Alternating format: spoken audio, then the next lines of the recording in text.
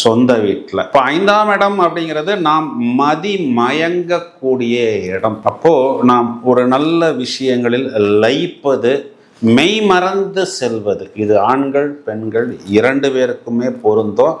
சரி, மிதுனராசிக்காரர்களுக்கு மட்டும்தான் பொருந்துமா அப்படின்னா, ஒருவேளை வயதில் மூத்த மிதுனராசி சகோதரர்களாக சகோதரிகளாக இருந்தால் அவர்களுடைய குழந்தைகளுக்கும், அதாவது ஒரு 20-22 வயசுல இருக்கக்கூடிய அவர்களுடைய பெண் குழந்தைகளாக இருந்தாலும் ஆண் குழந்தைகளாக இருந்தாலும் புது தொடர்புகள் அவர்களுக்கு, அதாவது தொடர்புகள்னா நான் சொல்றது வெறும் ஃப்ரெண்ட்ஷிப் மட்டும் அல்ல, காதல் தொடர்புகள் ஏற்படும். அது வெளிநாடு இருந்தால் சில நேரத்தில் நான் சொல்வது போல் இந்த ப்ரொபோசல் எல்லாம் ஏற்படும். இதெல்லாம் கூடுதல் கவனம் எடுத்துக்கொள்ள வேண்டும்.